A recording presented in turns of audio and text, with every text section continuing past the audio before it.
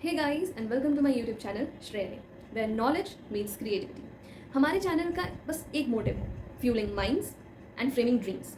सो basically एक छोटा सा इंट्रोडक्शन दे देते हैं अपने बारे में। आप में से कई लोग जो मुझे अभी देख रहे होंगे वो जानते होंगे और कुछ लोग के लिए ये चेहरा नया होगा। सो उसके लिए एक छोटा सा इंट्रोडक्शन। मेरा नाम श्रेया पाठक है, हम उत्तर प्रदेश वाराणसी से बिलोंग करते हैं। वैसे अभी हाल ही फिलहाल में 12th board result even 10th CBSE board result निकला है, तो मैंने सोचा था कि बोर्ड्स होने के बाद और CUET होने के बाद अपने इस चैनल के ऊपर थोड़ा ध्यान देना है, थोड़ा ग्रोथ इसे भी करानी है और कुछ स्किल्स आपके साथ शेयर करनी है और कुछ नई स्किल्स एडिटिंग के मामले में मुझे भी सीखनी थी क्योंकि उसमें मेरा इंटरेस्ट है। बट 13 मई को, मतलब अब मेन स्टोरी टेलिंग से स्टार्ट करते हैं। जो मेन इशू है, जो मेन प्रॉब्लम है वो ये है कि 13 मई को 10th और 12th CBSE बोर्ड का रिजल्ट आया। कुछ लोग अपने रिजल्ट को देख के सेटिस्फाइड थे, कुछ लोग नहीं सेटिस्फाइड थे और उनमें से एक मैं भी हूँ।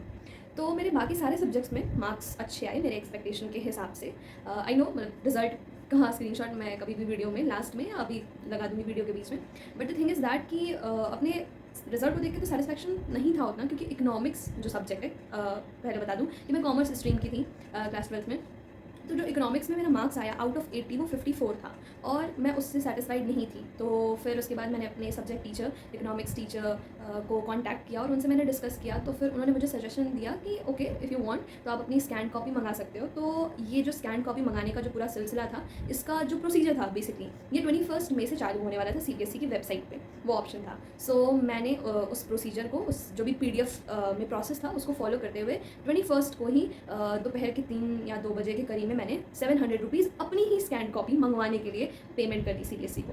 अब उस PDF में ये लिखा था कि फर्स्ट कम फर्स्ट सर्विस, पर मुझे नहीं पता था कि CBSE की फर्स्ट कम फर्स्ट सर्विस का क्या मतलब होता है, क्योंकि मैंने पेमेंट तो कर दिया था 21 को, बट वेट करते करते 22, 23, 24, 25, 26 ये डेट्स निकल गई, बट अभी तक मुझे मेरी इकोनॉमिक सब्जेक्ट की स्कैन कॉपी नहीं मिली थी।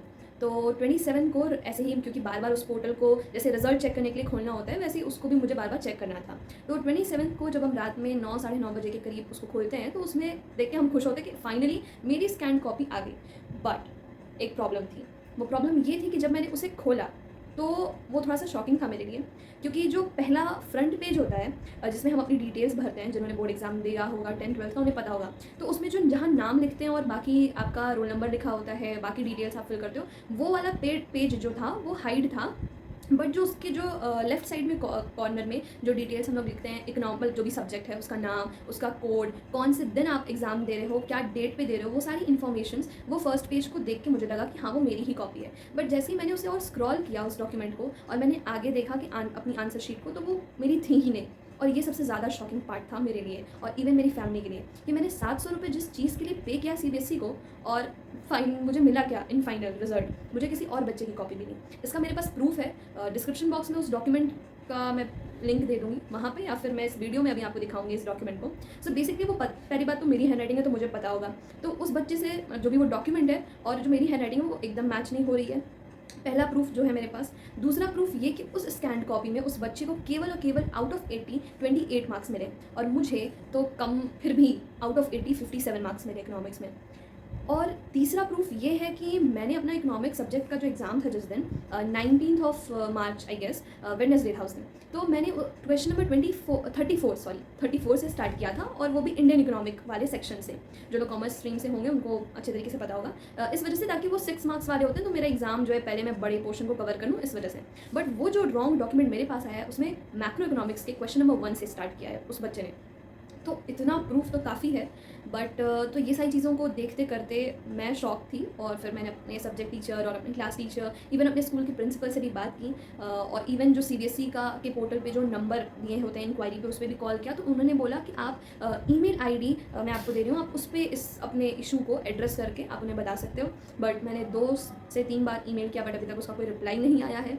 हमारा एजुकेशन सिस्टम अब किस दिशा में जा रहा है पता नहीं, आगे हमारे फ्यूचर के साथ क्या होगा। अभी तो बस NTA हमारी बैंड बजा रहा था कि मिसमैनेजमेंट जो भी कंडक्ट करने में हो रहा था, लेकिन अब CBSE की तरफ से ऐसा जब होगा तब आगे हम लोग क्या ही एक्सपेक्टेशन रख सकते हैं अपने गवर्नमेंट्स और अपने एजुकेशन सिस्टम से, जब इतना बड़ा घपला, इतना बड़ा फ्रॉड हो सकता है। तो सो अब क्या ही कर सकते हैं। तो फिर मैंने जब अपने टीचर से बात किया तो, और इवन इंक्वायरी में मैंने जिन लेडी से बात किया था, तो उन्होंने भी बोला कि उसके लिए आपको अपने पास के CBSE रीजनल ऑफिस विजिट करना होगा, उस रॉन्ग डॉक्यूमेंट को लेके जाना पड़ेगा एज अ प्रूफ। सो अगर मैं दिखाती हूँ आप लोग को, ये वो स्कैन कॉपी की हार्ड कॉपी मैंने निकलवाई है, आई होप ये कैमरा में शायद से विजिबल हो, यहाँ इकोनॉमिक सब्जेक्ट लिखा है और ये वो डॉक्यूमेंट है बेसिकली। मुझे नहीं लगता कि ये अभी कैमरा में अच्छे तरीके से विजिबल होगा, बट या this is how it is. कोई बात नहीं, हम लोग लास्ट में वीडियो को लगा देंगे इसके। सो बेसिकली CUT के एग्ज़ाम से, क्योंकि कल मेरा लास्ट CUT का एग्ज़ाम था बाकी डोमेन सब्जेक्ट्स का, जो मैंने देखे अभी खाली हुई हूँ, तो सोचा इस वीडियो को बनाना चाहिए इस इशू को एड्रेस करते हुए, ताकि सबको पता चले कि क्या हो रहा है हमारे एजुकेशन सिस्टम में, कितना बड़ा ब्लंडर हुआ है ये CBSE की तरफ से, या अब आगे इन्वेस्टिगेशन होगी तो पता चलेगा कि क्या हुआ, कैसे हुआ, क्योंकि मुझे भी अभी इस बारे में कोई अंदाज़ा नहीं है। तो अपनी टीचर्स और प्रिंसिपल की बात मानते हुए कल यानी कि 2 जून को मैं अपने फादर के साथ इलाहाबाद जा रही हूँ CBSE के रीजनल ऑफिस को विज़िट करने। अब वहाँ जाके ये देखना है कि क्या हमें न्याय मिलता है, क्या जिस पर्पज़ के लिए मैंने 700 रुपीज़ पे किया था CBSE को वो वर्थ इट होता है या नहीं।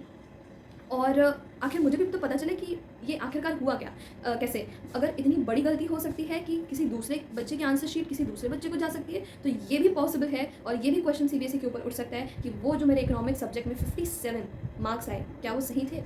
क्योंकि इस बार काफ़ी गलत तरीके से चेकिंग हुई है, काफ़ी यूट्यूब पे वीडियोस हैं, उस बारे में आप लोग सर्च कर सकते हैं। क्योंकि इस बार शायद से ये इन्फॉर्मेशन जो आ रही है और CBSE के तरफ से भी ये इन्फॉर्मेशन आई है कि इस बार की कॉपी थर्ड पार्टी के द्वारा चेक की गई है। तो अब थर्ड पार्टी का ये चेक करने का अगर तरीका है तो फिर बहुत ही गलत बात है ये, कि बच्चे ने अगर 32 पेज होते हैं हमारी पूरी आंसर शीट में, मैंने इकोनॉमिक सब्जेक्ट में 31 पेज भरा था। चलो मान लेते हैं कि वो मैंने उतना गलत लिख भी दिया, इन केस मान लेते हैं, बट मुझे नहीं लगता, मुझे पूरा कॉन्फिडेंस है कि मेरे मार्क्स बढ़ने चाहिए उसमें। आउट ऑफ 80 एटलीस्ट 70 प्लस तो मिलना ही चाहिए। बट अगर मान लेते कि मैंने गलत लिखा है, लेकिन फिर भी इतना गलत क्या लिख दिया कि आउट ऑफ 80 57 मिला और 23 मार्क्स मेरे डिडक्ट हुए। आखिरकार मुझे, अच्छा ठीक है, अगर मैंने गलती की भी है तो मुझे मेरी गलती जानने का इतना अधिकार तो है इस डेमोक्रेटिक देश में। सो मेरा बस इस वीडियो को बनाने का यही मोटिव था कि ये बात बाकी लोगों तक फैले और लोग जागरूक हों और पता चले कि ऐसी भी प्रॉब्लम्स, ऐसी भी सिचुएशंस हो सकती हैं। क्योंकि मेरे साथ, और मुझे लगता है कि CBSE के साइड से ये पहला ऐसा सिचुएशन, ऐसा केस हम सभी देख रहे हैं। अब वो तो हमें आगे क्या होता है, इंसाफ मिलता है कि नहीं, हमें जस्टिस मिलता है कि नहीं, वो हमें आगे चल के पता चलेगा। कल जब मैं इलाहाबाद विजिट करूँगी अपने फादर के साथ, तो जो भी अपडेट होंगी वो मैं आप लोग के साथ यूट्यूब के माध्यम से शेयर करूँगी। और सोचा नहीं था कि पहली वीडियो इतने लंबे ब्रेक के बाद ये ऐसी डालनी पड़ेगी, बट इट्स ओके, जो होता है अच्छे के लिए होता है। विश मी लक, और आप सभी मुझे सपोर्ट करें, और बस यही है कि जागरूक होएं, कभी भी कुछ भी हो सकता है। अब एजुकेशन सिस्टम हमारा पहले जैसा नहीं रहा, तो इसमें काफ़ी इम्प्रूवमेंट की ज़रूरत है। तो अब जो भी जैसा होता है मैं आगे आप लोग को अपडेट देती रहूँगी वीडियोज़ के through. So please support me, thank you.